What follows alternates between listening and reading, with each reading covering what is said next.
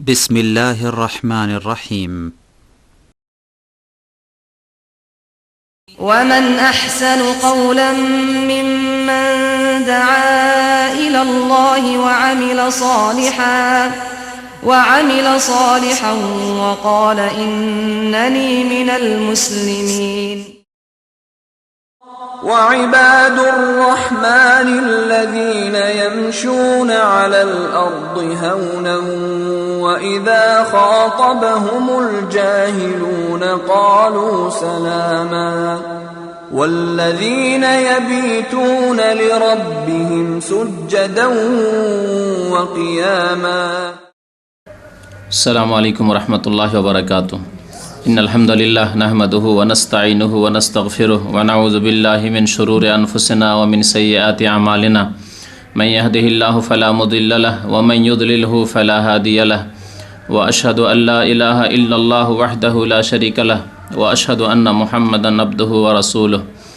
يا أيها الذين آمنوا اتقوا الله حق تقاته ولا تموتن إلا وأنتم مسلمون. يا أيها الناس اتقوا ربكم الذي خلقكم من نفس واحدة وخلق منها زوجها وبث منهما رجالا كثيرا ونساء واتقوا الله الذي تساءلون به والأرحام إن الله كان عليكم رقيبا. يا أيها الذين آمنوا اتقوا الله وقولوا قولا سديدا يصلح لكم أعمالكم ويغفر لكم ذنوبكم ومن يطع الله ورسوله فقد فاز فوزا عظيما. أما بعد فإن أصدق الحديث كتاب الله وخير الهدي هدي محمد صلى الله عليه وسلم وشر الأمور محدثاتها وكل محدثة بدعة وكل بدعة ضلالة وكل ضلالة في النار. أعوذ بالله من الشيطان الرجيم. بسم الله الرحمن الرحيم. وإنك لعلى خلق عظيم. وقال رسول الله صلى الله عليه وسلم بعثت لأتمم مكارم الأخلاق. সম্মানিত ভাতৃমণ্ডলী, মহান আল্লাহ রাব্বুল আলমিনের সমস্ত প্রশংসা, যে আল্লাহ রাব্বুল আলমিন ভালো কথার আদেশ দান করেন, ভালো কাজকে পছন্দ করেন। দরুদ ও সালাম নাজিল হোক প্রিয় নবী মুহাম্মদুর রাসূলুল্লাহ সাল্লাল্লাহু আলাইহি সাল্লামের প্রতি, যাকে আল্লাহ রাব্বুল আলমিন মহান চরিত্রের অধিকারী বানিয়েছিলেন। আল্লাহুম্মা সাল্লি আলাইহি আল্লাহুম্মা বারিক আলাইহি। আজকে সফর মাস 1428 হিজরি, দ্বিতীয় তারিখ। আজকে আপনাদের সামনে আলোচনা করব মুসলিমদের চরিত্র সম্পর্কে। মুসলিমের চরিত্র, আখলাক, ব্যবহার কেমন হওয়া উচিত। এমন একটি দিক, যে দিকটি অত্যন্ত গুরুত্বপূর্ণ দিক মানুষের জীবনে। যেমন মানুষের ইবাদত সুন্দর হইতে হবে, তেমনি মুআমেলাত, আখলাক, চরিত্র, ব্যবহারও সুন্দর হইতে হবে। তাহলে একজন মানুষ কামেল, পূর্ণাঙ্গ মুমিন, মুসলিম হতে পারবে। অনেক মানুষ রয়েছে যার ইবাদতের দিক সুন্দর, নামাজ, রোজা, হজ, যাকাত, এই ধরনের ইবাদত বন্দেগীতে বেশ ভালো, কিন্তু দেখা যায় যে ব্যবহার চরিত্র ভালো নয়, আচার আচরণ ভালো নয়। এই একটি বড় ত্রুটি। যেমন এর চাইতে বড় ত্রুটি হচ্ছে যে কিছু লোক আছে যাদের ব্যবহার চরিত্র বেশ ভালো, মানুষের সাথে আদান প্রদান, চলাফেরার ক্ষেত্রে, আচার আচরণের ক্ষেত্রে বেশ ভালো, কিন্তু ইবাদত বন্দেগী নেই, নেই নামাজ, নেই আল্লাহর ভয়, নেই পরকাল সম্পর্কে চিন্তা। এ আরও বড় অভাব। মুসলিমকে দুইটি ক্ষেত্রে ব্যালেন্স রাখতে হবে। মুসলিম হবে পূর্ণাঙ্গ মুসলিম। আল্লাহ রাব্বুল আলামিন ইরশাদ করেছেন, ইয়া আইয়ুহাল্লাযীনা আমানু দুখুলু ফিস-সিলমি কাফা। হে ঈমানদার মানুষেরা, তোমরা ইসলামে পূর্ণাঙ্গ রূপে প্রবেশ করো।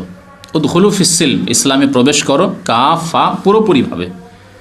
ইসলামে যদি পুরোপুরি প্রবেশ করতে হয়, পূর্ণাঙ্গ মুসলিম হতে হয়, তাহলে ইবাদত বন্দেগীতে যেমন মুসলিম হইতে হবে, পাকা মুসলিম হইতে হবে, তেমনি আখলাক, চরিত্র, আচার আচরণেও পাকা মুসলিম হইতে হবে। কারণ আল্লাহ রাব্বুল আলামিনের বিধান যেমন আল্লাহর হকের ক্ষেত্রে তেমন মানুষের হকের ক্ষেত্রে। আর মানুষের আচার আচরণ ব্যবহারের সম্পর্ক অধিকাংশ ক্ষেত্রেই মানুষের সাথে আচার আচরণের ক্ষেত্রে, মুআমালাতের ক্ষেত্রে, আদান প্রদান লেনদেনের ক্ষেত্রে। প্রিয় নবী মুহাম্মদ রাসূলুল্লাহ সাল্লাল্লাহু আলাইহি ওয়াসাল্লাম আমরা সবাই জানি তিনি মানব জাতির জন্য উত্তম আদর্শ, বরং একমাত্র আদর্শ তিনি। লাকাদ কানা লাকুম ফি রাসূলিল্লাহি উসওয়াতুন হাসানা, আল্লাহ রাব্বুল আলামিন ইরশাদ করেছেন, হে মানব তোমাদের জন্য রাসূলুল্লাহ সাল্লাল্লাহু আলাইহি সাল্লামের জীবন রয়েছে উত্তম আদর্শ। উত্তম আদর্শ যেমন তিনি ইবাদত বন্দেগীর ক্ষেত্রে, আল্লাহর ভয় ভীতির ক্ষেত্রে, তেমনি উত্তম আদর্শ আখলাক চরিত্র ব্যবহার আচার আচরণের ক্ষেত্রে। তাই মহান আল্লাহ রাব্বুল আলামিন তার সম্পর্কে ইরশাদ করেছেন সূরা কালামে প্রথম দিকে আয়াত নম্বর 4-এ, ওয়া ইন্নাকা লাআলা খুলুকিন আযীম। হে নবী মুহাম্মদ সাল্লাল্লাহু আলাইহি সাল্লাম, নিশ্চয় আপনি মহান চরিত্রের অধিকারী। লাআলা খুলুক চরিত্র, আযীম মহান, শুধু চরিত্রের অধিকারী নয়, উত্তম চরিত্রের অধিকারী আপনি হে মুহাম্মদ সাল্লাল্লাহু আলাইহি ওয়াসাল্লাম। আল্লাহ রাব্বুল আলামিন নবী করিম সাল্লাল্লাহু আলাইহি সাল্লামকে সম্বোধন করে ইরশাদ করেছেন। প্রিয় নবী মুহাম্মদ রাসূলুল্লাহ সাল্লাল্লাহু আলাইহি সাল্লাম মানব জাতির কল্যাণের জন্য প্রেরিত হয়েছেন, রাসূল হয়ে এসেছেন মানব জাতির কল্যাণের জন্য। আমা আরসালনাকা ইল্লা রাহমাতাল লিল আলামিন, বিশ্বজাহানের জন্য রহমত স্বরূপ হে নবী আপনাকে রাসূল করে প্রেরণ করেছি। তাঁর রিসালাত সম্পর্কে, তাঁর পৃথিবীতে আগমন সম্পর্কে প্রিয় নবী মুহাম্মদ রাসূলুল্লাহ সাল্লাল্লাহু আলাইহি সাল্লাম তাঁর হাদিসে স্বয়ং বলছেন, বয়েস্তু আমাকে পাঠানো হয়েছে, আমাকে রাসূল করে নবী করে প্রেরণ করা হয়েছে, লে ওতাম্মিমা মাকারিমাল আখলাক, উত্তম চরিত্রকে পূর্ণতা দান করার উদ্দেশ্যে। এই হাদিসটি রয়েছে ইমাম বুখারী রাহমাতুল্লাহ আলাইহির একটি প্রসিদ্ধ কিতাব সহিহ বুখারী ছাড়া আল আদাবুল মুফরাদে। আরেকটি কিতাবে রয়েছে মুসনাদ আহমদে, বয়েস্তু লি ওতাম্মিমা সালিহাল আখলাক, আমাকে প্রেরণ করা হয়েছে ভালো চরিত্রকে পূর্ণতা দান করার জন্য। যে ভালো চরিত্র কাকে বলে, ভালো চরিত্র কেমন হয়, শুধু শুনে শুনে নয়, বরং বাস্তবে দেখে প্র্যাকটিক্যালে যে কেমন চরিত্রের মানুষ হতে পারে। শুধু শুনেই থাকলাম যে এইরকম হয়, এইরকম হয়, ভালো চরিত্র এইরকম হয়, ভালো চরিত্রের লোক এইরকম হয়, এগুলো হচ্ছে শোনা কথা। শোনা কথা বা যাকে বলা হয় থিওরিক্যাল কথা, হ্যাঁ, প্র্যাকটিক্যাল নয়। আল্লাহ রাব্বুল আলামিন রাসূলুল্লাহ সাল্লাল্লাহু আলাইহি সাল্লামকে রাসূল করে প্রেরণ করে উত্তম চরিত্রের, মহান চরিত্রের অধিকারী করে পাঠিয়ে এই মহান চরিত্রকে পূর্ণতা দান করেছেন।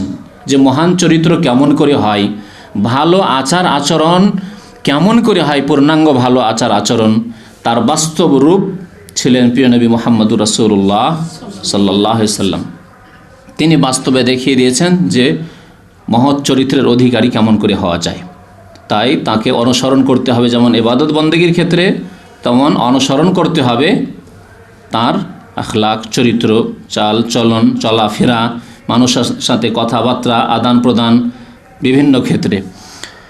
এই চরিত্র সম্পর্কে আলোচনা করব যে মুসলিমদের চরিত্র কেমন হওয়া উচিত। এই সম্পর্কে পড়াশোনা করে দেখা গেল যে একজন মানুষকে চরিত্রবান যদি হতে হয় তো বেশ কিছু গুণের প্রয়োজন রয়েছে, বেশ কিছু ভালো গুণের প্রয়োজন রয়েছে। আমরা এমনিতে বুঝি, ভালো কিছু দিক দেখলে একজন সম্পর্কে আমরা বলে দিতে পারি, মন্তব্য করে দিতে পারি যে এই লোকটি চরিত্রবান, খুব ভালো মানুষ, ভালো চরিত্রের মানুষ। আরেকজন লোকের কিছু চরিত্রের ত্রুটি দেখলেই বলে দিতে পারি, মন্তব্য করে দিতে পারি যে এই লোকটি চরিত্র ভালো নয়, আচার আচরণ ভালো নয়, চরিত্র খারাপ বলে দিতে পারি। কিন্তু পূর্ণাঙ্গ রূপে একজন মানুষ চরিত্রবান কেমন করে হয়, আর আরেকজন মানুষের চরিত্রে আখলাকে ত্রুটি কেমন করে দেখা যায়, এ সম্পর্কে সম্যক জ্ঞান আমাদের নেই। সুতরাং এই সম্পর্কে পড়াশোনা করলে দেখা যাবে যে বেশ কিছু ভালো গুণের মানুষের মধ্যে প্রয়োজন রয়েছে। যেই ভালো গুণগুলি যে কোনো মানুষের মধ্যে যত বেশি হবে তত বেশি সে চরিত্রবান হবে, আর যত ওই ভালো গুণগুলি কমে আসবে তত তার চরিত্রে, ব্যবহারে, আচার আচরণে ত্রুটি দেখা দেবে। এই চরিত্রগুলি আমি আপনাদের জন্য বিভিন্ন কিতাব থেকে কালেকশন করেছি। আজকে সময় আমাদের সাথে হয়তো 10টি আলোচনা করতে পারবো কিনা, তবে চেষ্টা করব যে 10 থেকে 12টি গুণ, যেই ভালো গুণগুলি যদি আমাদের মধ্যে থাকে তাহলে আমরা চরিত্রবান হতে পারবো, আমরা আখলাকওয়ালা হতে পারবো, উত্তম চরিত্রের অধিকারী হতে পারবো। এই গুণগুলি নিয়ে আলোচনা করব। আর ইনশাআল্লাহ তাআলা আল্লাহ সহি সালামত রাখলে আগামী সপ্তাহে আরও 10-12টি গুণ আপনাদের সামনে পেশ করব, যেই গুণগুলি হলে পুরোপুরি একজন মুসলিম, একজন মানুষ উত্তম চরিত্রের অধিকারী হতে পারে, ভালো চরিত্রের মানুষ হতে পারে, সৎ মানুষ হতে পারে। দেখা যাক এই সম্পর্কে, যে চরিত্র সম্পর্কে প্রিয় নবী মুহাম্মদুর রাসূলুল্লাহ সাল্লাল্লাহু আলাইহি সাল্লাম কী বলেছেন। বহু হাদিস রয়েছে। একটি হাদিস রয়েছে আবু দাউদে, নবী করিম সাল্লাল্লাহু আলাইহি সাল্লাম বলছেন, ওয়ামা মিন শাইইন ফিল মিজানে আসকালু মিন হুসনিল খুলুক। আল্লাহর মিজানে, মিজান মানে দাঁড়িপাল্লা, কাল কিয়ামতে আল্লাহ রাব্বুল আলামিন মিজান কায়েম করবেন, মানে দাঁড়িপাল্লা, নেকি এবং গুনহার আর কি হবে, ওজন হবে। তো নেকি এবং গুনহার যখন ওজন হবে কাল কিয়ামতে, নবী করিম সাল্লাল্লাহু আলাইহি সাল্লাম বলছেন যে এই আল্লাহর দাঁড়িপাল্লায় কাল কিয়ামতে উত্তম চরিত্র চাইতে ভারী কিছু আর হতে পারবে না। ওমা মিন শাইইন আসকালু ফিল মিজান, আল্লাহর দাঁড়িপাল্লায় কোনো কিছু হুসনুল খুলক, উত্তম চরিত্রের চাইতে বেশি ভারী হতে পারবে না। উত্তম চরিত্র এত মূল্যবান বস্তু। নবী করিম সাল্লাল্লাহু আলাইহি সাল্লাম আরেকটি হাদিসে বলেছেন, সহিহ বুখারীতে রয়েছে, আল বিররু হুসনুল খুলক। উত্তম চরিত্র কি? আল বির মানে নেকির কাজ, সৎ কাজ। যে কোনো সৎ কাজ করাই হচ্ছে উত্তম চরিত্র। একজন মানুষ যদি ভালো কাজ করে, সৎ কাজ করে, তাহলে জানতে হবে এটি তার উত্তম চরিত্র। উত্তম চরিত্রের বহিঃপ্রকাশ ঘটছে যে সেই ব্যক্তি উত্তম চরিত্রের অধিকারী। আল বিররু হুসনুল খুলক, যে কোনো নেকির কাজ হচ্ছে উত্তম চরিত্র। নবী করিম সাল্লাল্লাহু আলাইহি সাল্লামকে জিজ্ঞাসা করা হয় যে তাহলে গুনাহ কি?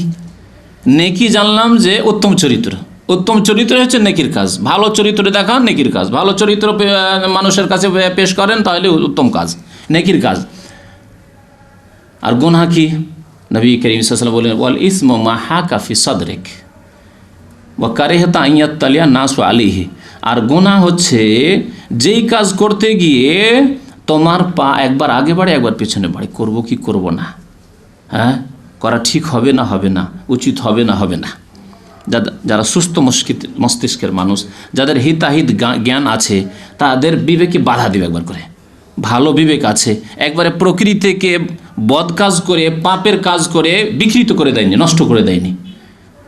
ভুল ত্রুটি মাঝে মাঝে হয়ে গেলেও হিতাহিত জ্ঞান আছে, বিবেক কাণ্ড আছে।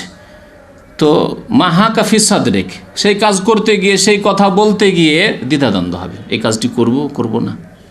একবার মনে হচ্ছে করব, শয়তান অসওয়াসা দিচ্ছে, বলছেন না ঠিক হবে না করা, এই কথাটি বলবো বলবো না, হ্যাঁ, এইরকম কাজ করব করব না। এই আগপিস করবেন, তার মানে এই গুনার কাজ। নেকির কাজ হলে করে যেতেন আপনি, কিন্তু যখন একবার মন বাড়ছে করতে, আবার দ্বিধাদ্বন্দ্ব সৃষ্টি হচ্ছে, জানতে হবে গুনার কাজ আছে। আর একটি লক্ষণ গুনার হচ্ছে ওয়াকারিহাতা আন ইয়াত্তালিয়া নাসু আলাইহি, কোনো লোক দেখে নিক, এটা পছন্দ করো না। তুমি কোনো সময় পছন্দ করো না যে তোমাকে ওই অবস্থায় দেখে নিক, যদি দেখে নাই তোমাকে খারাপ লাগবে। এটি হচ্ছে গুনার লক্ষণ। চিন্তা করুন কত মূল্যবান কথা নবী করিম সাল্লাল্লাহু আলাইহি সাল্লামের। আপনি যদি লুকিয়ে লুকিয়ে কোনো মহিলার সাথে কথা বলেন, আর ওই সময় যদি কেউ দেখে নেয়, ভালো লাগবে না খারাপ লাগবে?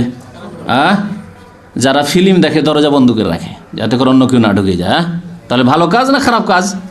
খারাপ কাজ। তাস খেলা লোক, মদ খাওয়া লোক, এমনকি বিড়ি সিগারেট খাওয়া লোক, তার বাবা যদি দেখে নাই, কারিহাতা আন ইয়াত্তালিয়া নাস, চলে বাবা দেখলে বেটি পছন্দ করে না, সিগারেট খাচ্ছি কিন্তু বাবা না দেখে যেতে করে, ঠিক কিনা? তো গুনহার লক্ষণ হচ্ছে, গুনহার লক্ষণ হচ্ছে যে মানুষ কি হবে, মনে দ্বিধাদ্বন্দ্ব তার সৃষ্টি হবে, যে কাজটি করব করব না, বলবো বলবো না। আর দ্বিতীয় লক্ষণ হচ্ছে যে মানুষ দেখুক এই কাজটি, এই কথাটি আপনি পছন্দ করবেন না গুনহার ক্ষেত্রে। যাই হোক, ফিরে আসি আসল ভালো চরিত্রের দিকে। নবী করিম সাল্লাল্লাহু আলাইহি ওয়াসাল্লাম আরেকটি হাদিসে বলেছে, আকমালুল মুমিনিনা ঈমানান আহসানুহুম খুলুকা। সবচাইতে খাঁটি মুমিন, কামিল মুমিন, পূর্ণাঙ্গ মুসলিমকে, পূর্ণাঙ্গ মুসলিমকে, যে ব্যক্তি বেশি নফল নামাজ পড়ে, যে ব্যক্তি বেশি নফল রোজা রাখে, এগুলির প্রয়োজন আছে, অবশ্যই প্রয়োজন আছে, কিন্তু শুধু বেশি বেশি নফল নামাজ পড়া, বেশি বেশি নফল রোজা রাখা, বেশি বেশি নফল হজ করা আর ওমরা করা না। কি বলেছেন নবী করিম সাল্লাল্লাহু আলাইহি ওয়াসাল্লাম? আহসানুহুম খুলুকা, সবচাইতে বেশি পূর্ণাঙ্গ কামিল মুমিন হচ্ছে, খাঁটি মুমিন হচ্ছে কে? যেই ব্যক্তির চরিত্র সবচাইতে বেশি সুন্দর। আহসানুহুম খুলুকা। এই জন্য নবী করিম সাল্লাল্লাহু আলাইহি ওয়াসাল্লাম সবচাইতে বেশি কামিল মুমিন, ঠিক কিনা? কারণ তিনি উত্তম চরিত্রের অধিকারী, একথা আল্লাহ রাব্বুল আলামিন 7 আকাশের ওপর থেকে নাজিল করেছেন, লাউহে মাহফুজ থেকে, ওয়া ইন্নাকা লাআলা খুলুকিন আযীম। হে নবী মুহাম্মদ সাল্লাল্লাহু আলাইহি ওয়াসাল্লাম, আপনি মহান চরিত্রের অধিকারী। প্রিয় নবী মুহাম্মদুর রাসূলুল্লাহ সাল্লাল্লাহু আলাইহি ওয়াসাল্লাম আরেকটি হাদিসে বলেছেন সহিহ বুখারীতে, ইন্না মিন আহাব্বিকুম ইলাইয়া ওয়া আকরাবিকুম মিন্নি মাজলিসান, তোমাদের মধ্যে সবচেয়ে বেশি প্রিয় ব্যক্তি আমার। কার প্রিয় ব্যক্তি? রাসূলুল্লাহ সাল্লাল্লাহু আলাইহি ওয়াসাল্লাম। রাসূলুল্লাহ সাল্লাল্লাহু আলাইহি ওয়াসাল্লাম সবচেয়ে বেশি ভালোবাসেন কোন ব্যক্তিকে? এবং ওয়া আকরাবু মিন্নি মাজলিসান, এবং আমার সবচেয়ে নিকটবর্তী হবে ইয়াউমাল কিয়ামা, কিয়ামতের দিনে আমার কাছাকাছি থাকবে জান্নাতে, আমার মজলিসের কাছাকাছি থাকবে জান্নাতে। আল্লাহু আকবার। ইয়াউমাল কিয়ামা কে? আহাসানুকুম আখলাকা, যেই ব্যক্তির চরিত্র সবচেয়ে বেশি ভালো, যার চরিত্র যত বেশি ভালো তত বেশি নবী করিম সাল্লাল্লাহু আলাইহি সাল্লামের নিকটবর্তী হবে কাল কিয়ামতে, আর তত বেশি প্রিয় পাত্র হবে সেই ব্যক্তি প্রিয় নবী মুহাম্মদুর রাসূলুল্লাহ সাল্লাল্লাহু আলাইহি সাল্লামের কাছে। তাহলে একজন মানুষ মহৎ চরিত্রের অধিকারী হতে হলে কি কি গুণ লাগবে বলেছি, কয়েকটি গুণ আজকে বলবো আপনাদের সামনে। প্রথম গুণ হচ্ছে সত্যতা, সত্যবাদী হইতে হবে। আপনাকে যদি চরিত্রবান হইতে হয় তাহলে কি হইতে হবে? সত্যবাদী হইতে হবে। আপনার লাভ হোক আর লস হোক, ক্ষয় হোক ক্ষতি হোক, ভালো হোক মন্দ হোক, আপনাকে কি বলতে হবে? সত্য কথা বলতে হবে, সত্য কথা বলতে হবে, সত্যবাদী হতে হবে। আল্লাহ রাব্বুল আলামিন ভালো গুণগুলি তার জন্য বাছাই করেছেন, এজন্য আল্লাহ রাব্বুল আলামিন ত্রুটি মুক্ত। সুবহানাল্লাহ আমরা বলি না? সুবহানাল্লাহ মানে আল্লাহ রাব্বুল আলামিন সমস্ত ত্রুটি থেকে মুক্ত। ওমান আসদাকু মিনাল্লাহি হাদিসা, আল্লাহ রাব্বুল আলামিন কোরআনে কারীমে বলছেন আল্লাহর চাইতে সত্য কথা আর কে বলতে পারে? আল্লাহু আকবার। নবী করিম সাল্লাল্লাহু আলাইহি সাল্লাম এত সত্যবাদী ছিলেন যে আপন নয় পর, যেগুলি দুশমন, যেগুলি শত্রু, যারা জীবন নেওয়ার জন্য বাড়ি ঘেরাও করেছিল, তারাও, মক্কার কাফের কুরাইশ জালেম, তারাও বলতো আস-সাদিক আল আমিন, সত্যবাদী এবং বিশ্বস্ত ব্যক্তি। এই উপাধি পেয়েছিলেন নবী করিম সাল্লাল্লাহু আলাইহি ওয়াসাল্লাম শত্রুদের পক্ষ থেকে, কাফেরদের পক্ষ থেকে।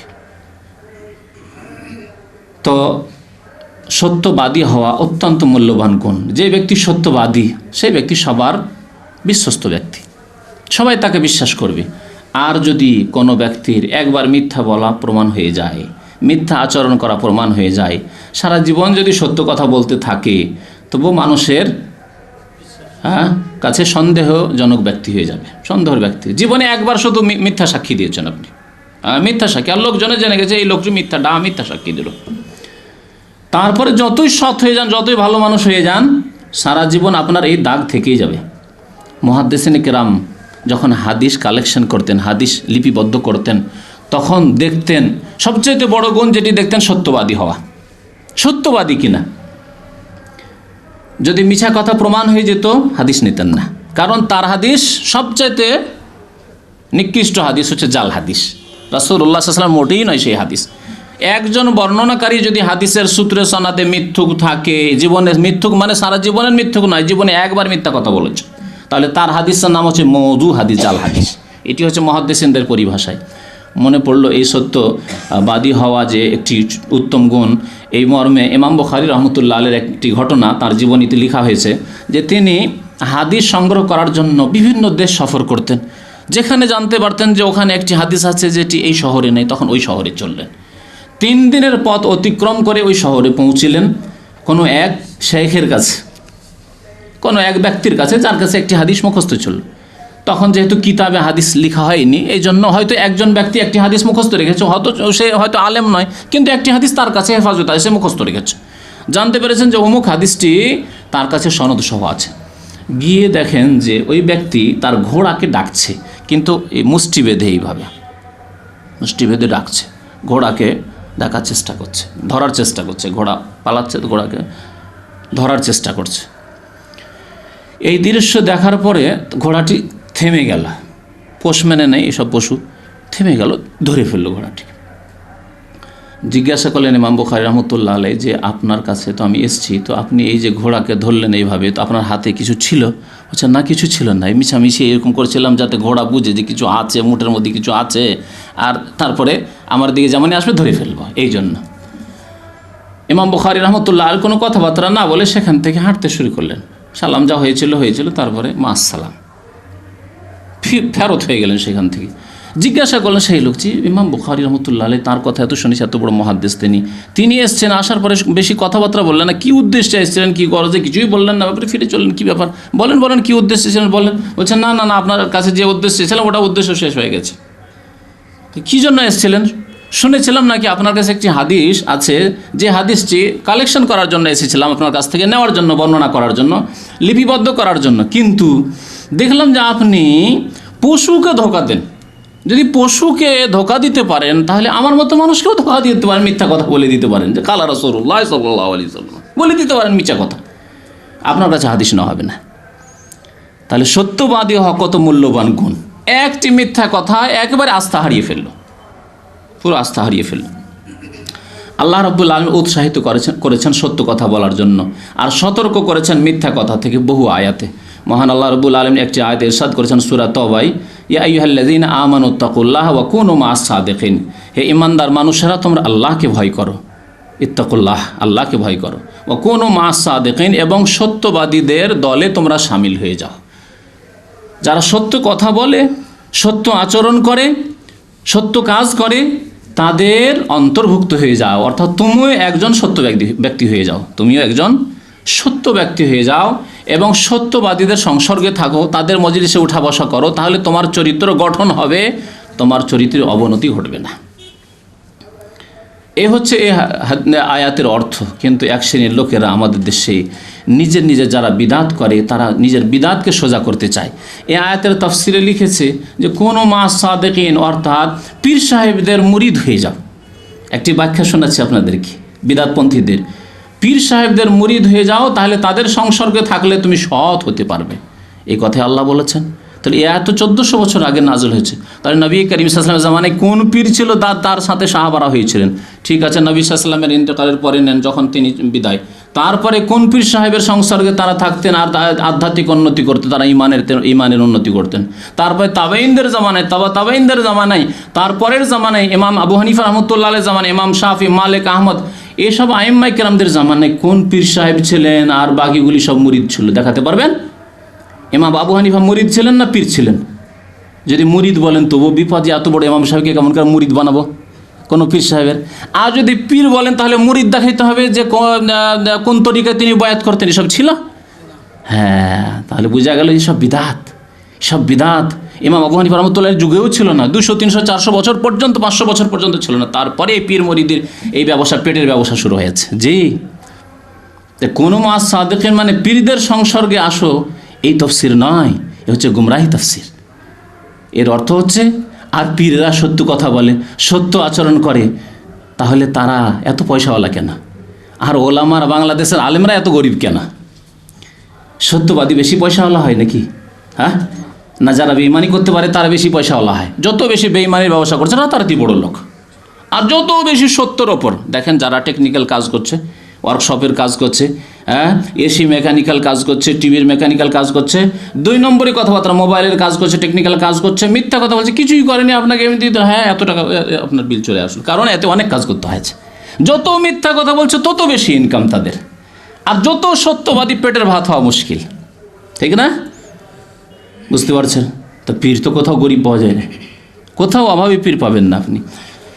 তো আল্লাহ রাব্বুল আলামিন সত্যবাদীদের সাথে হতে বলেছেন, অর্থাৎ নিজেকে সত্যবাদী হতে বলেছেন, নিজে সৎ এবং সত্যবাদী হতে বলেছেন। আল্লাহ রাব্বুল আলামিন মুমিন, মুসলিম যারা সত্যবাদী, ইন্নাল মুসলিমিনা ওয়াল মুসলিমাতি ওয়াল মুমিনিনা ওয়াল মুমিনাতি ওয়াল কানিতিনা ওয়াল কানিতাতি, এই করে আল্লাহ বলেছেন ওয়াস সাদিকিনা ওয়াস সাদিকাত, সত্যবাদী পুরুষ এবং সত্যবাদী নারী। ওয়াল খাশিঈনা ওয়াল খাশিয়াত, তারপরে আল্লাহ বলছেন ওয়াল হাফিজিনা ফুরুজাহুম ওয়াল হাফিজাত ওয়াজ যাকিরিনা আল্লাহ কাসীরান ওয়াজ যাকির আ'আদাল্লাহু লাহুম মাগফিরাতান ওয়া আজরান আযীমা। আল্লাহ রাব্বুল আলামিন এদের জন্য কি করেছেন?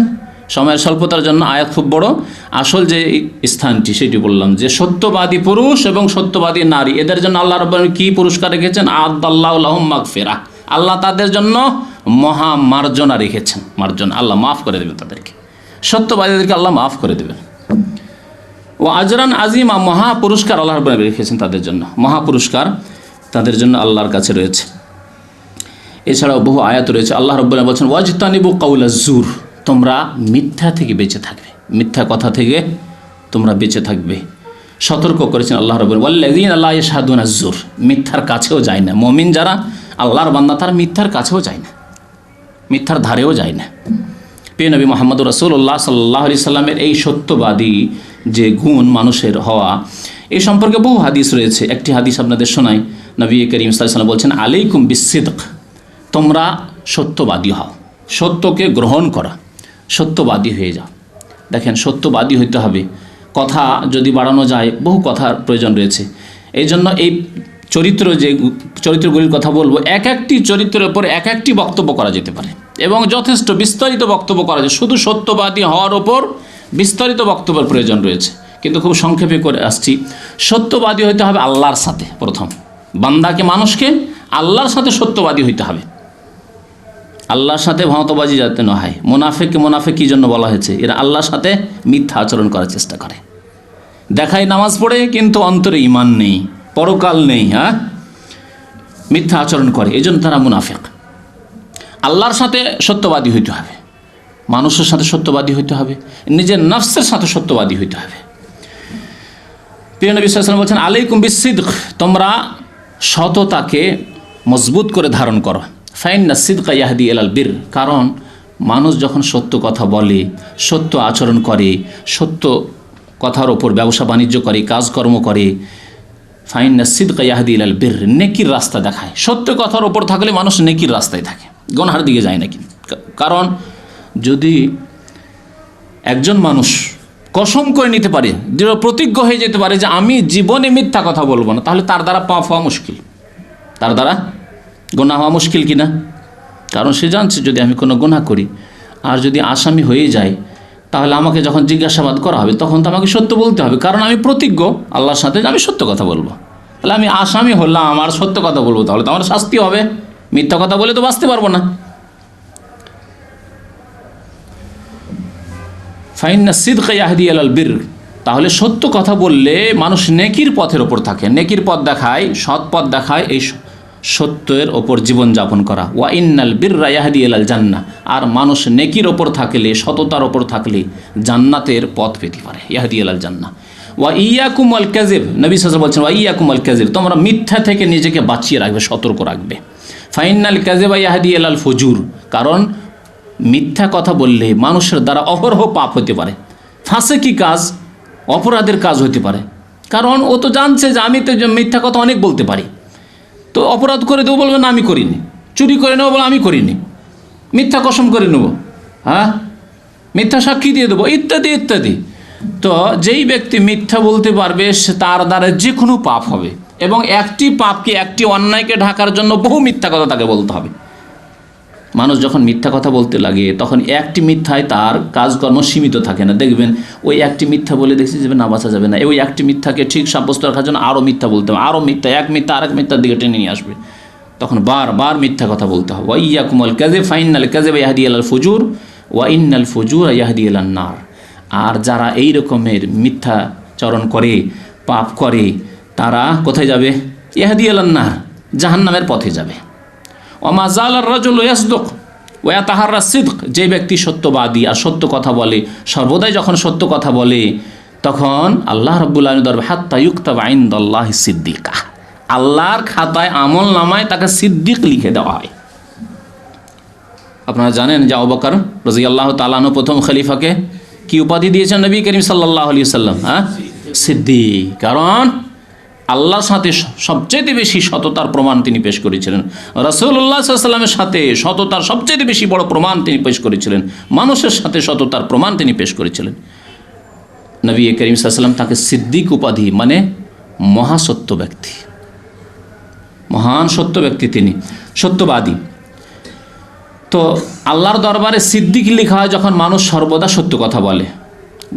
আর অমাজাল রাজুল ইয়াকযিবু ওয়া ইয়াতাহাররাল কাযিব, আর কিছু লোক আছে বারবার মিথ্যা কথা বলতে থাকে, যেখানে সেখানে মিথ্যা কথা বলতে থাকে, তখন আল্লাহ রাব্বুল আলামিন কী করেন, হাত্তা ইউকতাবা ইনদাল্লাহি সিদ্দিক কাযযাবা, আল্লাহর খাতায় আমলনামায় তাকে কাযযাব, মিথ্যুক লিখে দেওয়া হয় যে এই লোক মিথ্যুক জাহান্নামের পথে, এবং তার আমলনামাতে কাযযাব মিথ্যুক লিখে দেওয়া হয়। আল্লাহ রাব্বুল আলামিন তাদের জন্য জাহান্নামের কথা বলে, ওয়াইলুন ইয়াউমাইযিল লিল মুকাযযিবিন ওয়া মান আযলামু মিম্মান ইফতারা আলাল্লাহি কাযিবা, যারা আল্লাহ সম্পর্কে মিথ্যা কথা বলে, মিথ্যা কথা বলতে পারে, মিথ্যা আচরণ করে, তাদের চাইতে বড় জালেম আর কি আছে।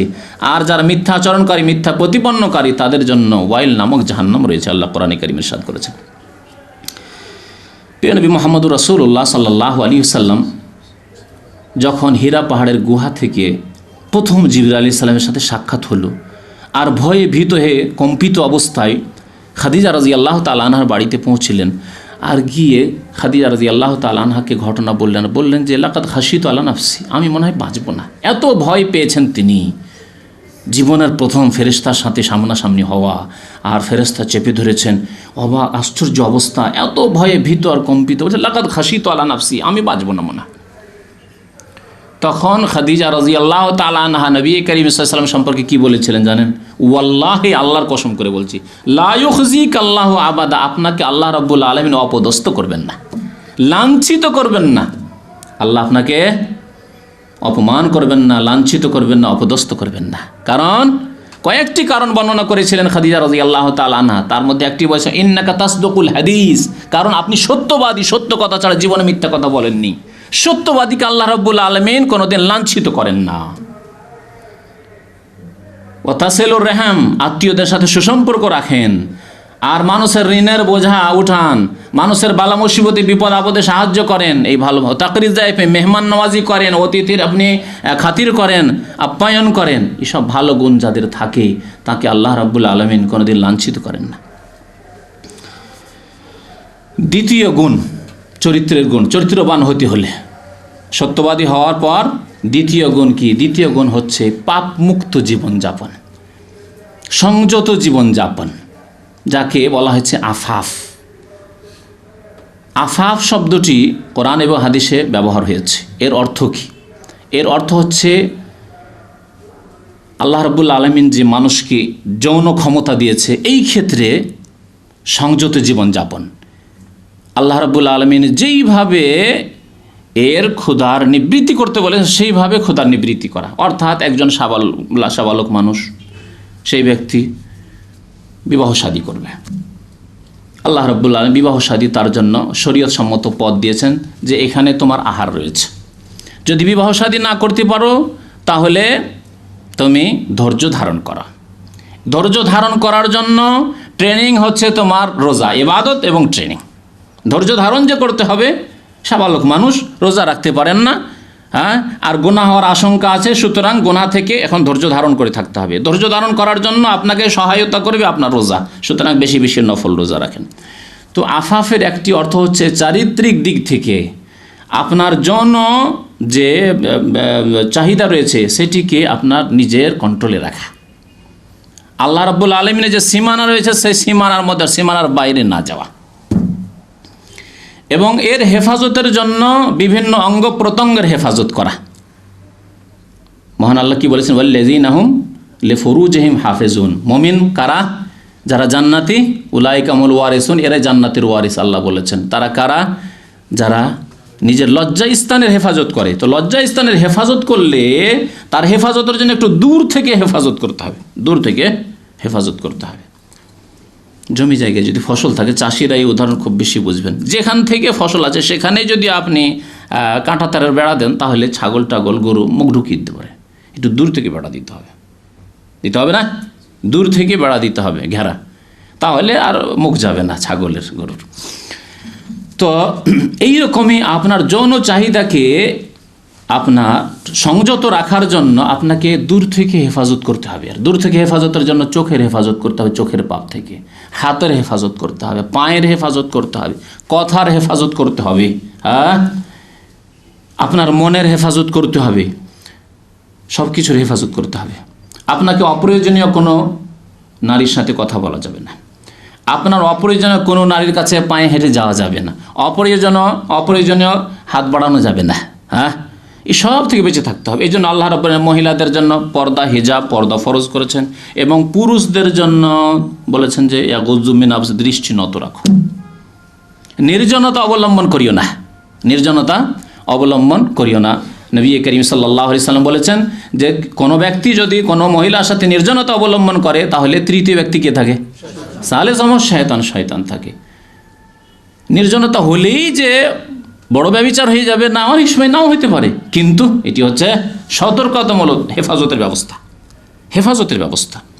কথাবার্তা হলেই যে ব্যভিচার হয়ে যাবে, জেনা হয়ে যাবে না, কিন্তু কথাবার্তা বলাই হচ্ছে জেনা, জি, বড় জেনা থেকে বাঁচার জন্য। চোখে দেখা জেনা, বড় জেনা থেকে বাঁচার জন্য হেফাজত। তো একজন মানুষকে চরিত্রবান যদি হয় তাহলে ছোট থেকে তাহলে এই ক্ষেত্রে যৌন যে প্রবৃত্তি রয়েছে, মনের কামনা বাসনা রয়েছে, তাকে সংযত রাখতে হবে, নিজের কন্ট্রোলে রাখতে হবে। এই ক্ষেত্রে যদি চরিত্রহীন জীবনে একবার হয়ে যায় তাহলে যতই ভালো মানুষ হোক, যতই সত্য কথা বলুক, আর যতই নামাজ পড়ুক, বলোকে বলে দেখছো মুসল্লি দাড়ি রেখেছে, দেখছো দাড়ি রেখেছে, কিন্তু জানো এর তো এই চরিত্র ছিল, এইরকম ঘটনা ঘটিয়েছে, বলবে না? তাহলে চরিত্রবান হতে পারছেন না। উসমান ইবনে আফফান রাদিয়াল্লাহু তাআলা, নবী করিম সাল্লাল্লাহু আলাইহি সাল্লামের কথা তো বলার প্রয়োজনই নেই, আছে কি কোনো প্রয়োজন? উসমান রাদিয়াল্লাহু তাআলা আনহু তিনি বলছেন, ওয়াল্লাহি আল্লাহর কসম করে বলছি, যখন তার প্রয়োজন হয়েছিল এই ভালো গুণ প্রকাশ করার, যখন জালেমরা জুলম অত্যাচার করার জন্য তার উপর এসেছিল, তখন তিনি বলেছেন, ওয়াল্লাহি আল্লাহর কসম করে বলছি, মা জানাইতু ফি জাহিলিয়াতিন ওয়ালা ইসলাম, আমি ইসলামের যুগে মুসলিম হওয়ার পরে তো জেনা করিনি, জাহিলিয়াতের যুগে যখন কাফের মুশরিক ছিলাম, মূর্তি পূজাও করতাম, তখনও জীবনে জেনার কাছে যাইনি। জি, এর নাম হচ্ছে চরিত্রবান হওয়া। চরিত্রবান হয় এর নাম। চরিত্রবান হতে হলে তাহলে নিজের যৌন চাহিদাকে সংযত রাখতে হবে। চরিত্রবান হওয়া আল্লাহ রাব্বুল আলামিন একে আফাফ বলেছেন।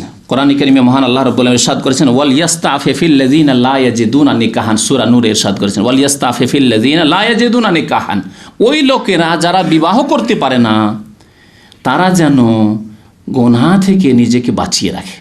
হাত্তা ইউগনিয়াহুমুল্লাহু মিন ফাদলিহি, যতক্ষণ পর্যন্ত আল্লাহ তাদেরকে তার অনুগ্রহে সচ্ছল না করে দেবে আর বিয়ে শাদী না করে নেবে, ততক্ষণ তাকে ধৈর্য ধারণ করে থাকতে হবে, পাপ মুক্ত জীবনযাপন করতে হবে। এই চরিত্রবান হতে হলে এইরকম পাপ মুক্ত জীবনযাপন করতে হবে। বিয়ের আগেও যদি এইরকম সংযত জীবনযাপন করতে হয় তাহলে বিয়ের পরে আল্লাহ আপনাকে নিয়ামত দিয়ে দিয়েছে, তখন যদি পদস্খলন ঘটে তাহলে আর পৃথিবীতে বেঁচে থাকার অধিকার নেই, তখন সংসার হয়ে যেতে হবে। জি, তখন আর পৃথিবীতে থাকার অধিকার নেই আপনার রক্ত তখন ইসলামিক সরকারের জন্য হালাল হয়ে গেছে, ইসলামিক সরকারের জন্য হালাল হয়ে গেছে।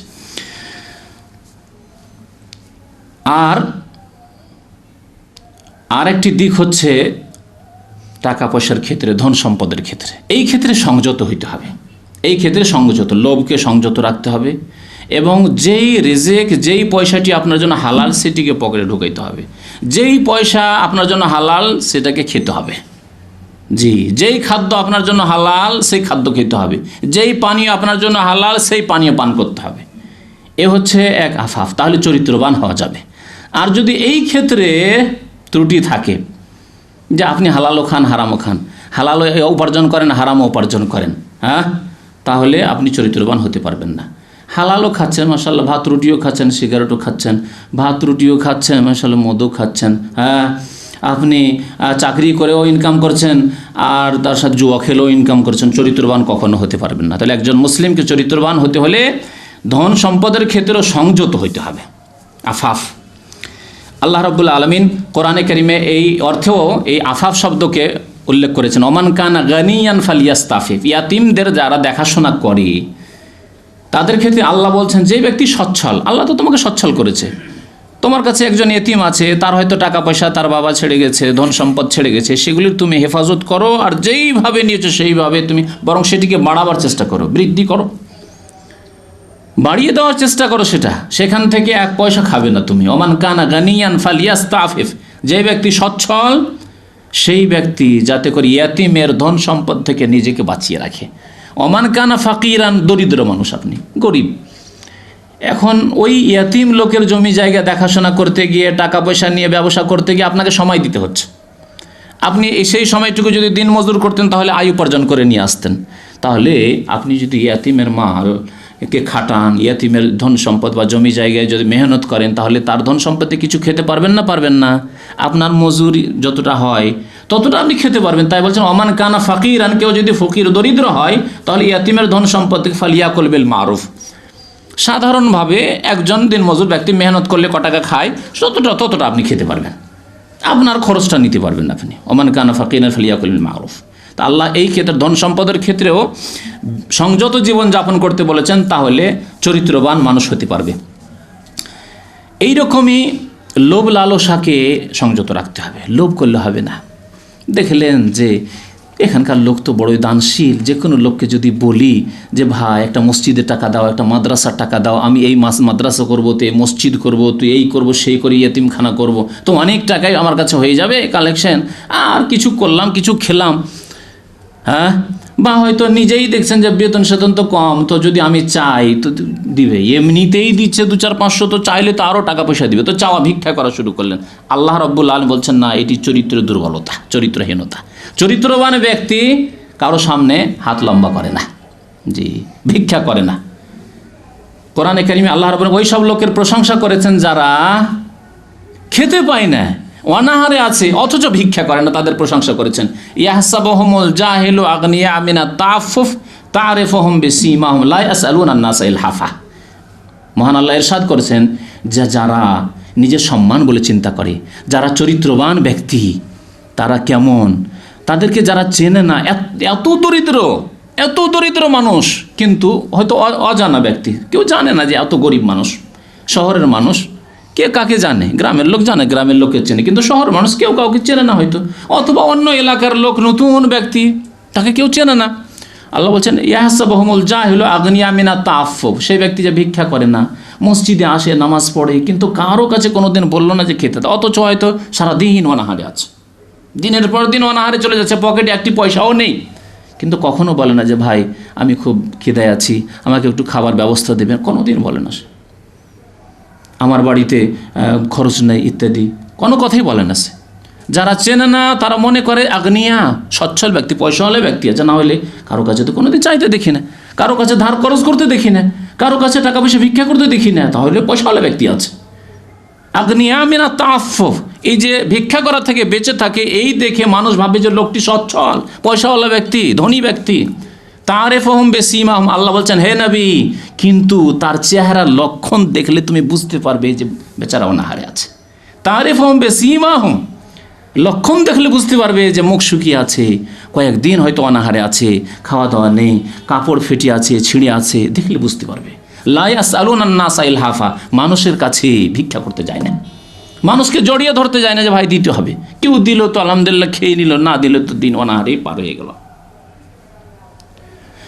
তাহলে বোঝা গেল যে এইরকম চরিত্রের মানুষ হইতে হবে।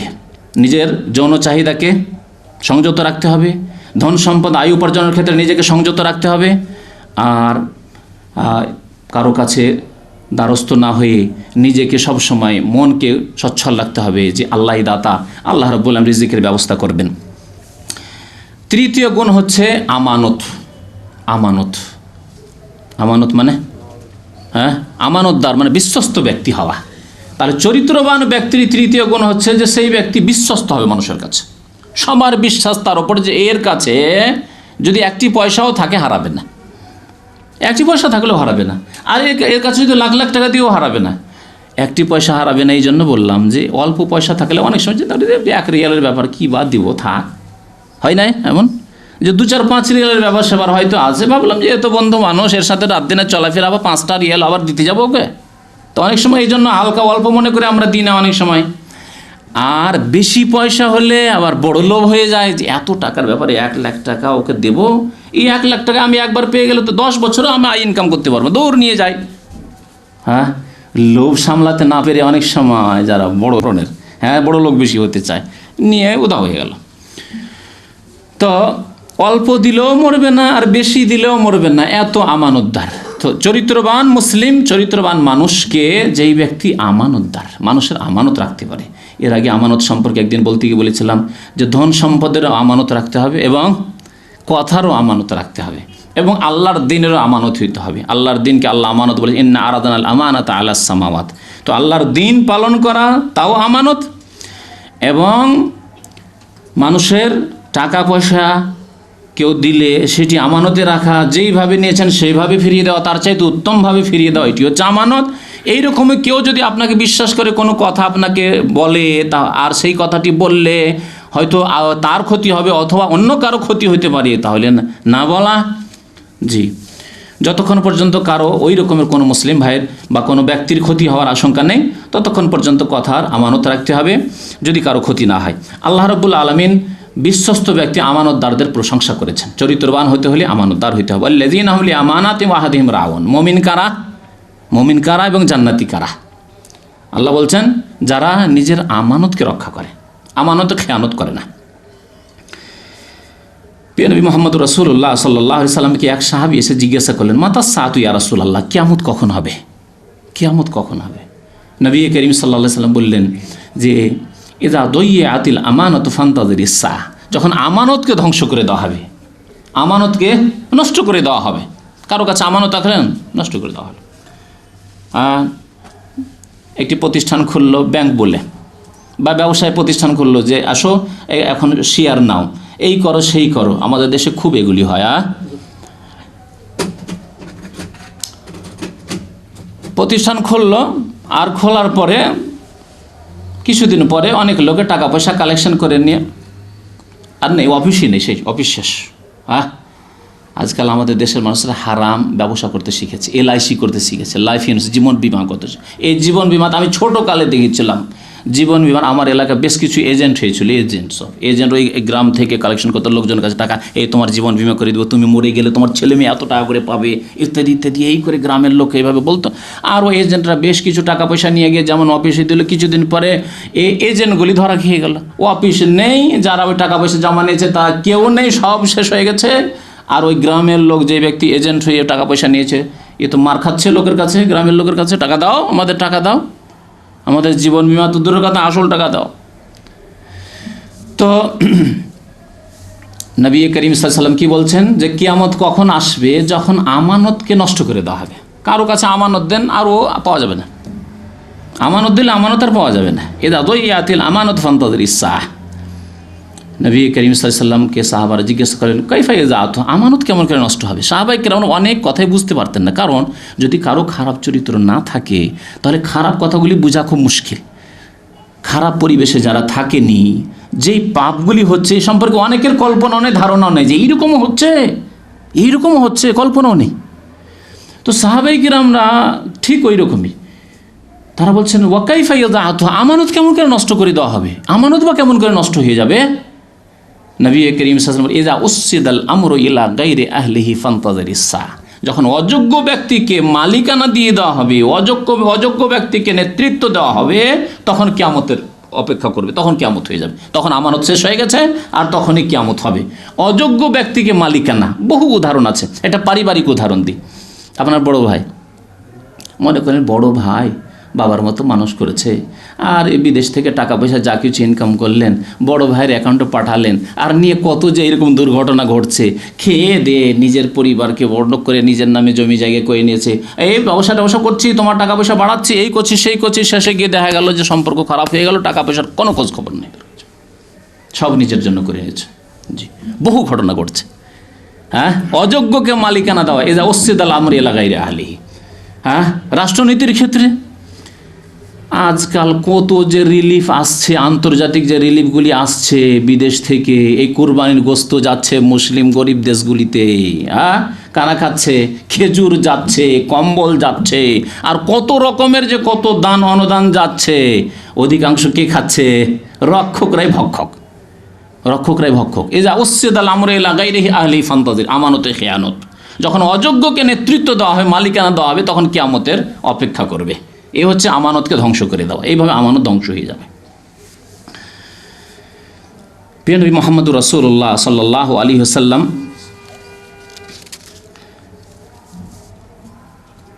যখন মক্কাতুল মুকাররমায় ইসলামের দাওয়াতের কাজ শুরু করলেন, তখন আবু সুফিয়ান তখনও রাদিয়াল্লাহু তাআলা আনহু কাফের ছিলেন।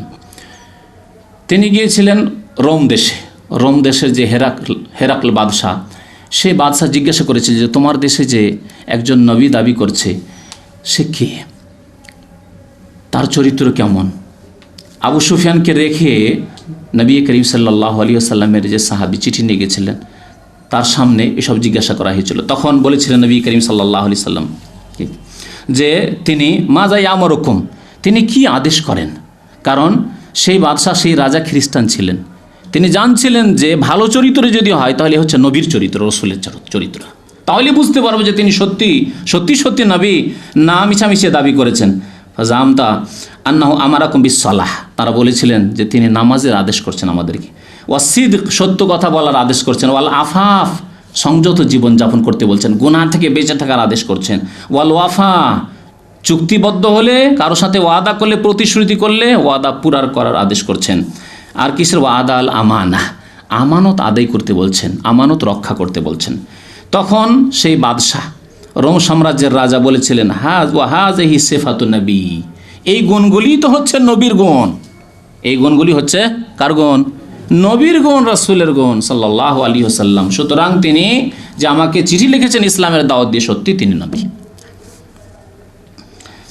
প্রিয় নবী মুহাম্মদ রাসূলুল্লাহ সাল্লাল্লাহু আলাইহি ওয়াসাল্লাম আরেকটি হাদিস বলেছেন, আবু দাউদের হাদিস, আদ্দিল আমানাতা ইলা মান ইতামানাক ওয়ালা তাখুন মান খানাক। মানুষের সাথে আদান প্রদান করতে গিয়ে দুই রকমের লোক পাবেন আপনি। এক ধরনের লোক পাবেন যে ভালো মানুষ, আপনি তাকে টাকা দিলে, ধার দিলে যথাসময় ফিরিয়ে দেবে, তার কাছে যদি টাকা পয়সা জমা রাখেন ঠিকভাবে ফিরিয়ে দেবে, আপনার কাছে যদি টাকা থাকে আপনিও ঠিকভাবে ফিরিয়ে দিলেন, তাহলে দুই দিক থেকেই ভালো, ঠিক না? দুই দিক থেকেই ঠিক আছে, সম্পর্ক ঠিক আছে আদান প্রদানের ক্ষেত্রে। আর আরেক শ্রেণীর লোক পাবেন যে দিলে আর ফিরিয়ে পাওয়া যাবে না, দিলে আর ধারিয়ে দেন আর তাকে আমানত রাখতেই দেন আর ফিরিয়ে পাওয়া যাবে না। নবী করিম সাল্লাল্লাহু আলাইহি ওয়াসাল্লাম দুই শ্রেণীর মানুষ সম্পর্কে বলছেন।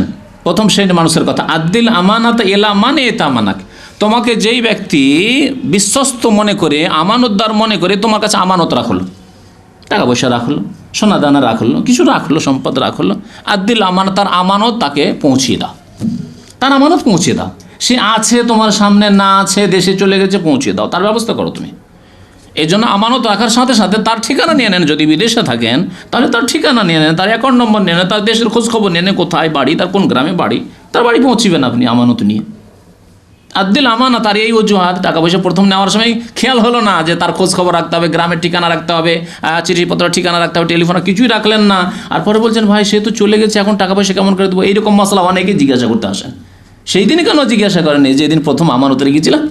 হ্যাঁ, তখন আপনাকে বলা হয়তো যে তার ঠিকানা লিখে নিতেন, তার টেলিফোন লিখে নিতেন, তার খোঁজ খবর রাখতেন।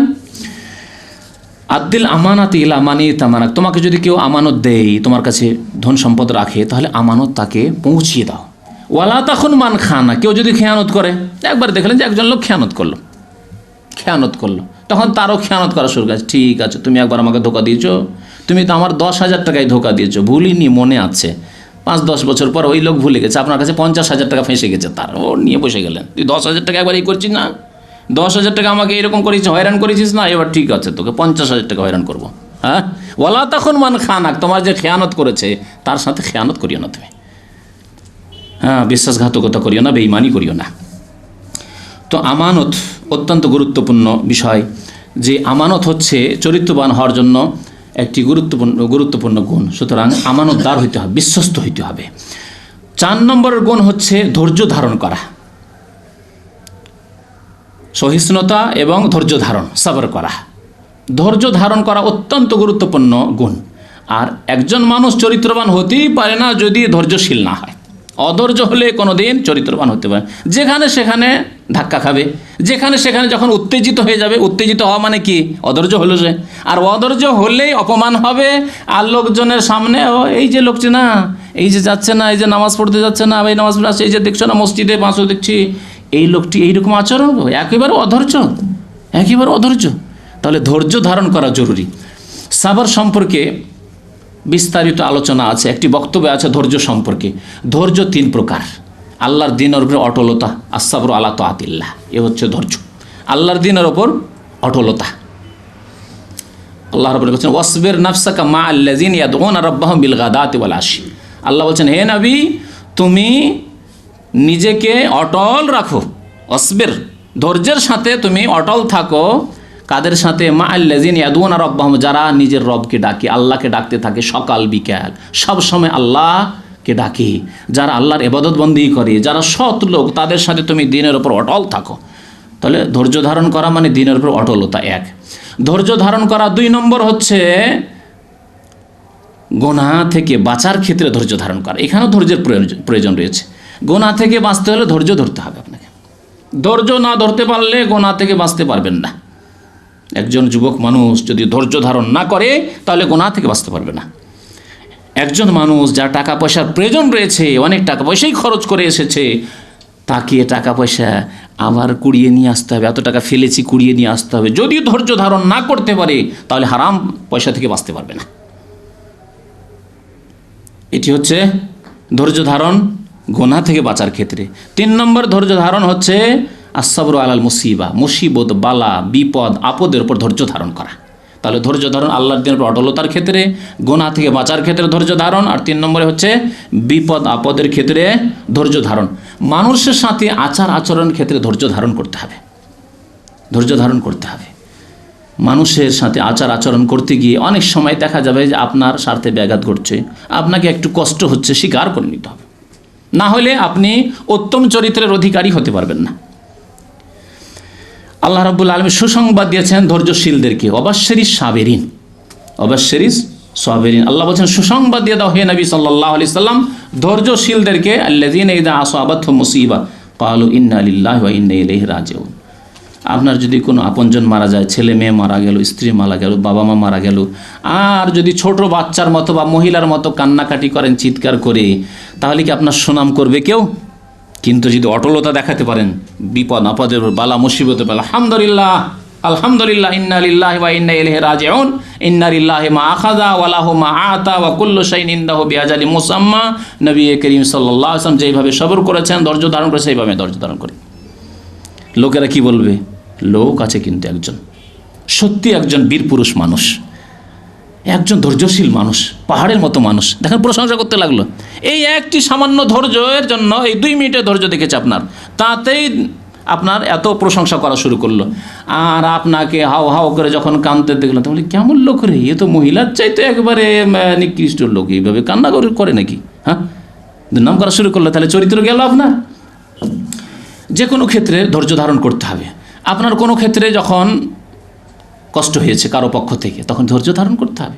ধৈর্য না ধরলে উত্তেজিত হলে মারামারি হয়ে যেতে পারে, উত্তেজিত হলে আরও কিছু হয়ে যেতে পারে, তখন অপমান হবেন। আপনি ভাববেন না যে আমি শুধু তাকে মেরে দিলাম আর আমি তাকে পরাস্ত করে দেবেন, না, আপনাকেও হয়তো যদি আপনি 10 বার মারতে পারেন কাউকে, একবার যদি আপনাকে একটা জুতো উঠিয়ে দেয়, তাহলে গেল, মান সম্মান গেল, তাহলে আপনার চরিত্র নষ্ট হলো।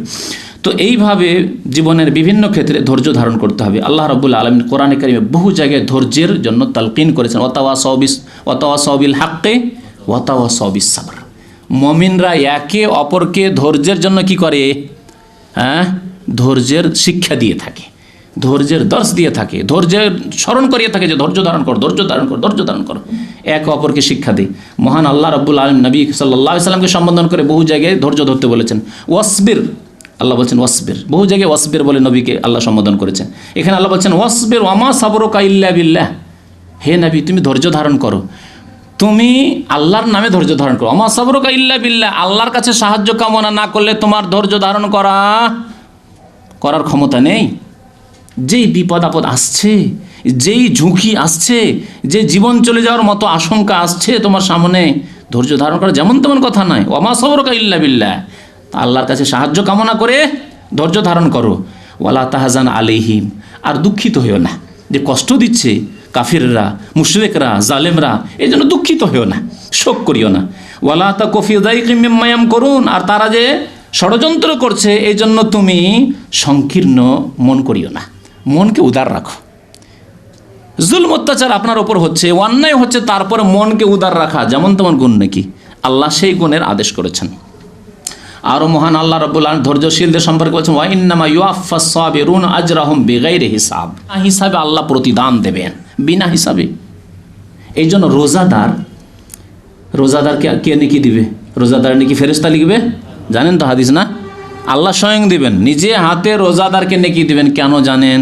রোজা হচ্ছে ধৈর্যের নাম। সিয়াম, রোজা হচ্ছে ধৈর্যের নাম। সারাদিন খাওয়া থেকে ধৈর্য ধর, অথচ বিভিন্ন রকম খাবার বাড়িতে মজুদ আছে, ফল ফ্রুট সব কিছু আছে, ফ্রিজ ভর্তি আছে, খাচ্ছেন না, খাওয়া থেকে ধৈর্য ধরা। পিপাসা লেগেছে, মনে হচ্ছে মরে যাব, নড়তে ইচ্ছা হচ্ছে না, উঠতে ইচ্ছা হচ্ছে না, তারপর আপনি পানি পান করছেন না। হ্যাঁ, তারপরে যৌন চাহিদা আছে, তারপরে না ওইদিকেও না, মোটেই মন যাচ্ছে না। কার জন্য ধৈর্য ধরছেন? আল্লাহর জন্য। ওমা সাবরুকা ইল্লা বিল্লাহ। এই জন্য রোজার বদলা আল্লাহ স্বয়ং দেবেন। ওয়া ইন্নামা ইউআফফাস সাবিরুনা আজরাহুম বিগাইরি হিসাব। যারা যেই ক্ষেত্রে ধৈর্য ধারণ করেছে আল্লাহ তাকে বিনা হিসাবে আজের পারিশ্রমিক দেবেন। নবী করিম সাল্লাল্লাহু আলাইহি ওয়াসাল্লাম আরেকটি হাদিসে বলে, আজাবাল্লি আমরিল মুমিন। মুমিনের ব্যাপারটি, মুসলিমের ব্যাপারটি বিস্ময়কর ব্যাপার, আশ্চর্যজনক ব্যাপার। সবসময় সে ভাগ্যবান। মুমিন ব্যক্তি, মুসলিম ব্যক্তি সবসময় ভাগ্যবান। আজাবাল্লি আমরিল মুমিন ইন্না আমরাহু কুল্লাহু খাইর। তার কাজ সবগুলি হচ্ছে ভালো, সব কাজে তার কল্যাণ আছে, সব কাজে তার ভালো, খারাপ কোথাও নেই তার। কেমন করে ব্যাখ্যা করেছেন স্বয়ং নবী করিম সাল্লাল্লাহু আলাইহি ওয়াসাল্লাম, ইন আসাবাহু সাররা, যদি সচ্ছলতা আসে, খুশি হয়, ভালো অবস্থা, মাশাআল্লাহ, কোনো অভাব নেই, মানসিক দিক থেকেও শান্তি, দৈহিক দিক থেকেও সুস্থ, মাশাআল্লাহ, আর টাকা পয়সারও অভাব নেই, আর আলহামদুলিল্লাহ ধনজনেরও অভাব নেই, আর পরিবারও মাশাআল্লাহ, বাড়ি আছে, গাড়ি আছে, নারী আছে, সব আছে, আলহামদুলিল্লাহ, কোনো অসুবিধা নেই। হ্যাঁ, তাহলে আর কি চান আপনি? সব রকমের নিয়ামত আল্লাহর আছে। ইন আসাবাহু সাররা, আর খুশি আর খুশি, আর আরাম আরাম, সবসময় আলহামদুলিল্লাহ আরামই আল্লাহ রেখেছে। তাহলে কি করে মুমিন বান্দা? শাকারা, শুকরিয়া আদায় করে। ফাকানা খাইরাল্লাহ, তা যখন শুকরিয়া আদায় করলো তো সে কল্যাণ হাসিল করলো। ইন শাকারতুম লাযিদ, আল্লাহ আরও বাড়িয়ে দেবেন, আল্লাহ আরও বাড়িয়ে দেবেন। ওয়াইন আসাবাতহু দাররা, যদি বালা মুসিবত আসে, অসুস্থ হয়ে পড়লেন, বিভিন্ন রকমের রোগ, অথবা সুস্থ আছেন কিন্তু টাকা পয়সা নেই, সুস্থ আছেন বিয়ে শাদী করতে পারেন না, হ্যাঁ, সুস্থ আছেন বাড়িঘর নেই, হ্যাঁ, ইত্যাদি ইত্যাদি বিভিন্ন রকমের অসুবিধা আছে, কষ্টে আছেন, কোনো না কোনো দিক দিয়ে কষ্টে আছেন। ওয়াইন আসাবাতহু দাররা সাবারা, তাহলে কি করে মুমিন? সবর করে, ধৈর্য ধারণ করে। ফাকানা খায়রাল্লাহ, তখন সে কল্যাণ হাসিল করে, কল্যাণ হাসিল করে আল্লাহর পক্ষ থেকে। তাহলে মুমিনের দুই অবস্থাতে লাভ, যদি সুখে থাকে তবুও লাভ, কিন্তু মুমিনের জন্য। ওয়ালাইসা যালিকা ইল্লা লিল মুমিন, নবী করিম সাল্লাল্লাহু আলাইহি ওয়াসাল্লাম বলছেন, এটি কে হাসিল করে? একমাত্র মুমিন ব্যক্তি, যে ব্যক্তি মনে করে যে সুখ এসেছে আল্লাহর পক্ষ থেকে, আর যদি বালা মুসিবত এসে থাকে তবু আল্লাহর পক্ষ থেকে এসেছে, পরীক্ষার জন্য এসেছে, অথবা আমার কোনো ভুল ত্রুটি আছে, হয়তো আমি টের পাচ্ছি না কোথায় ভুল করেছি, ভুল করেছি, আল্লাহ আমার গুনার কাফারা করছেন, গুনাহ খাতা মাফ হচ্ছে, আমার মর্যাদা উঁচু হচ্ছে, আমার নেকি বাড়ছে ইনশাআল্লাহ। 5 নম্বরের গুণ হচ্ছে মার্জনা করা। মার্জনা করা, কোনো লোকের দ্বারা যদি অন্যায় হয়ে যায়, জুলম অত্যাচার হয়ে যায় আপনার উপর, তাহলে মার্জনা করে দেওয়া, ছেড়ে দেওয়া। এই গুণ যদি কারো মধ্যে থাকে সেই ব্যক্তি চরিত্রবান হতে পারবে। আল্লাহ রাব্বুল আলামিন বেশ কিছু আয়াতে এই আদেশ করেছেন, কখনো নবী সাল্লাল্লাহু আলাইহি সাল্লামকে, কখনো সাহাবায়ে কেরামকে, মুমিন জাতিকে বহুবচন দিয়ে আল্লাহ আদেশ করেছেন। আল্লাহ বলছেন ফাফু আনহুম ওয়াসফাহ, তাদেরকে মাফ করে দাও, আল্লাহ বলছেন ওয়াসফা, এবং তাদেরকে ছেড়ে দাও, ছেড়ে দাও। মাফ করে দেওয়া আর ছেড়ে দেওয়া মানে এমন মাফ করো যে হ্যাঁ, কোনো রকম শাস্তি না দিয়ে।